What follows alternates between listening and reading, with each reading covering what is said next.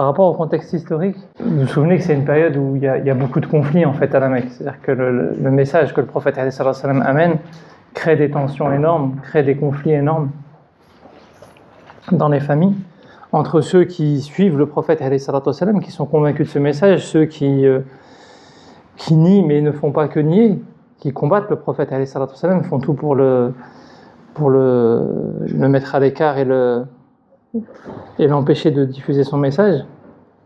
Et le souci qui se pose, c'est que dans les mêmes familles, il y a des parents qui sont parfois musulmans et des enfants qui ne le sont pas, et inversement, parfois c'est des enfants qui le sont et des parents qui ne le sont pas, parfois c'est des maris qui sont musulmans et des épouses qui ne le sont pas, et inversement, des épouses qui deviennent musulmanes et des époux qui ne le sont pas.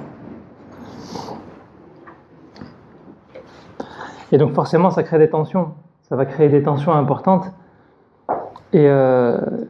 et on considère que la révélation, notamment des versets du passage qu'on va étudier aujourd'hui, du passage de Luqman, sont notamment le passage central jusqu'à la fin du verset. Ce passage-là fait référence à ces conflits familiaux en fait, et vient donner une clé importante aux compagnons pour savoir comment gérer ces conflits-là, notamment dans la relation avec les parents. Surat Al-Ankabut, qui va être révélé un peu plus tard et qui est juste avant, 2 sourates avant d'ailleurs, comporte aussi un verset qui fait référence à ces enseignements-là. C'est-à-dire que c'est quelque chose qui va être très important dans cette période. Comment est-ce qu'on fait pour gérer nos convictions par rapport à des liens familiaux qui sont importants? Et en fait, d'ailleurs, c'est l'objet même de Surat Luqman. Surat Luqman, c'est l'enseignement de la sagesse. C'est l'équilibre, en fait. C'est les clés d'un savoir utile. Allah subhanahu wa ta'ala fait référence dans cette sourate-là de nombreuses reprises au rapport au savoir, et il nous amène à un savoir qui soit utile.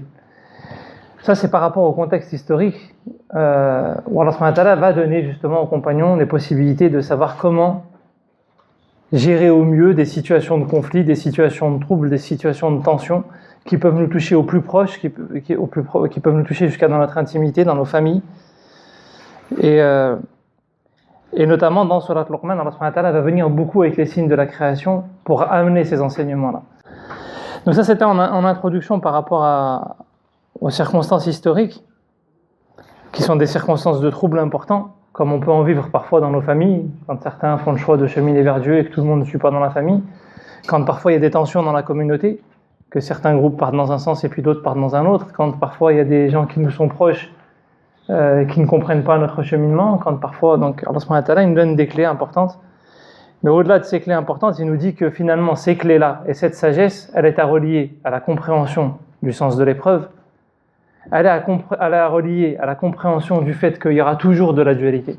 Il n'y a qu'Allah subhanahu wa ta'ala qui est seul et qui se suffit à lui-même, tu ne peux pas aller vers le chemin de la sagesse sans ça, et en se tournant vers l'au-delà. Et l'une des clés fondamentales, c'est notamment le Coran, puisque le Coran revient constamment dans ces 4 sourates.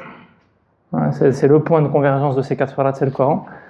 Et dans Surat Luqman plus spécifiquement, puisqu'on va s'arrêter sur la sagesse, c'est le rapport à la création.